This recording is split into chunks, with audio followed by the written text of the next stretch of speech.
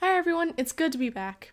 I've been really busy lately working on some really cool projects, which also means I've got some really cool videos in the works. Starting with today's video is another entry in a series of videos sponsored by LifeApe, and in today's video we'll be taking a look at one of their products called the SimpleLIFE Controller. And what this controller does is it lets you basically record a series of events for two digital outputs and then trigger that recording to play using a digital input. And a digital output is a device that's either on or off. That could be an LED, a solenoid, pneumatic actuator, siren, horn, air blaster, water sprayer. And a digital input is also any input that is either on or off. That could be a switch, a button, a brake beam sensor, a pressure pad, you get the idea. Now this type of controller is also sometimes called a key banger, meaning that you bang on the keys and it records that and then plays it back. No computer needed, you don't have to write any code, you don't have to download any software, none of that. You just wire it up and you're good to go. And speaking of wiring, this controller actually already comes with a 12-volt adapter that has the wires pre-stripped for you. So all you need to do is just plug those into the bottom left screw terminals, red on the left and black on the right.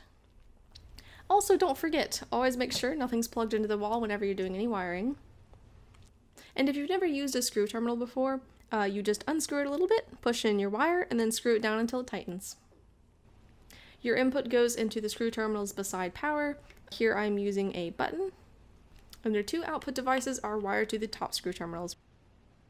Now, in my opinion, these kinds of controllers are great for programming jump scares because they're super easy to set up, and a lot of jump scares use digital devices like, the air blaster and pneumatics and lights and stuff like that. And the first application I actually thought of using this for would be a car jump scare, because both car headlights and car horns are 12-volt digital devices, and you can get those pretty much anywhere. So if you're a haunted attraction and you have a car and you have people passing by the car, you wire up both headlights to one input and then the horn to the other, and now you can have your car flash its lights and honk its horn at people when they walk by.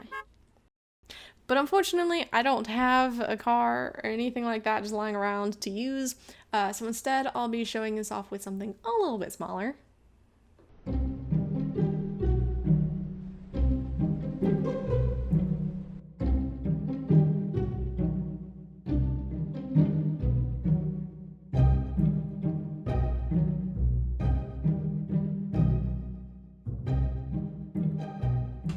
So this is the animated prop that I built.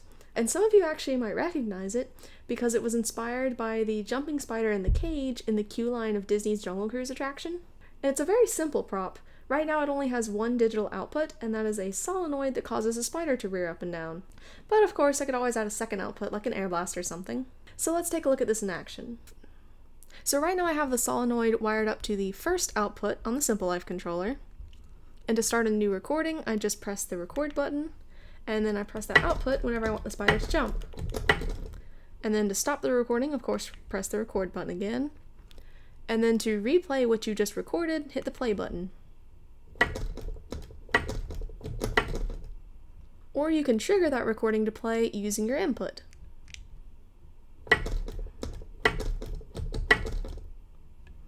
And of course, if you had two outputs, it would be the same thing. Press record, and then press whichever outputs you want to turn on whenever you want them to turn on, and then stop the recording.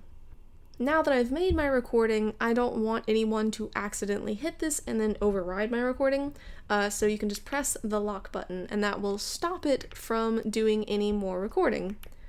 And of course, if you want to unlock it, just press that button one more time.